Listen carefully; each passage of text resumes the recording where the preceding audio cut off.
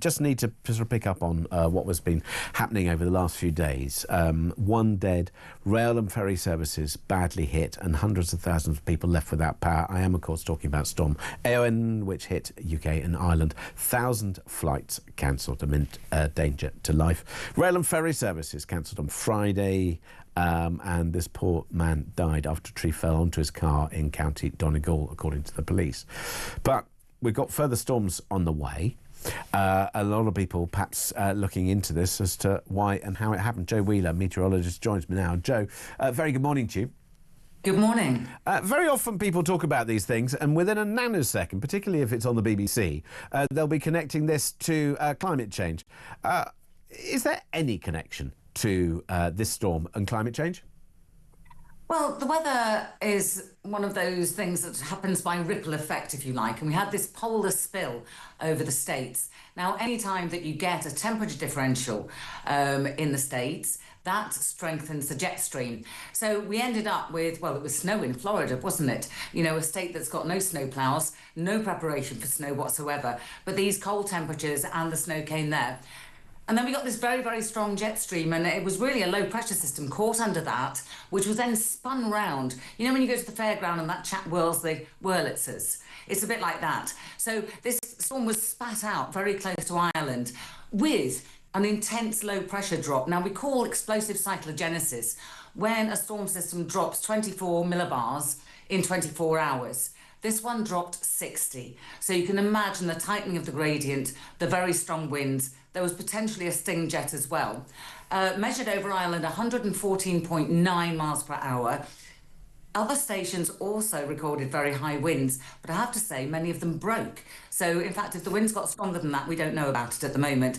Unconfirmed reports that we had 118. So we've got extraordinary conditions across the States. Are those down to climate change, global warming? Potentially so, although I think they didn't really feel very warm. You get this strong jet, which on the night that it started to form, I think a plane travelling from the States to London managed to reach record speed, because planes often do that. They pick up the jet stream and then travel across. And then, of course, we saw this wild storm, Éowyn, that hit us. Now, luckily, the trajectory was as far northwest as it needed to be, but the strongest winds were on the southern flank. So affecting parts of Ireland, parts of Scotland, both saw winds over 100 miles per hour. And there was a map showing all the places that had seen wind gusts that were record wind gusts. And certainly for Ireland, the last time they saw winds like that, 113 miles per hour, was back in 1945 in Limerick. So it's an 80-year record. And of course, our records don't go back that much further. And any records previous to that may not be as accurate as they are today. Now, in the past, we've had maybe criticisms or otherwise of whether it's weather forecasting or weather forecasters, or people have missed things. On this particular occasion, it would appear as if the technology and indeed the expertise of meteorologists was absolutely spot on. And arguably, the warnings that were given out, I know sometimes we complain of nanny in a state, but on this occasion, the warnings were spot on, saved lives. Meteorology, of course, you're looking into the future. It's tough, it's difficult. I'm assuming the technology has improved significantly. It absolutely has. I mean, since the hurricane of 1987, which again was a sting jet, actually. So whilst there were strong winds, it was that last little bit that kind of flashed down at over 100 miles per hour that caused the problem. And sting jets are very difficult to forecast. Where you have an ordinary kind of storm coming across the Atlantic, you can watch it. You can see what it's doing. We have weather data from planes and boats and buoys that tell us exactly what's going on. These storms that undergo explosive cyclogenesis are very, very tricksy. You don't always know exactly where they're going to go. You can take a best guess. And of course, the way that we forecast is it's not just our modelling. It's modelling from many different countries and many different units. And eventually, when they come together in some kind of consensus, you can say with some confidence, this is what's going to happen. We all agree. Where you have a situation where you don't all agree, and one of them's got the storm running across the south and the other one's got it disappearing up into, polar regions, then you know you've got a problem, because nothing is conferring with anything else. Might I just say, Éowyn was hard enough to say. Tomorrow we've got Herminia, right? Complain about the warnings. Let's talk about the storm names. Oh, the storm. No, don't get me going on that. Meanwhile, I mean, you mentioned another storm coming in. I've had a look at the weather forecast for the next week. It's not until next Friday or Saturday that we get any kind of calmness, certainly in the south. It would appear as if last time was wind. We've got to brace ourselves for an enormous amount of rain coming into the United Kingdom.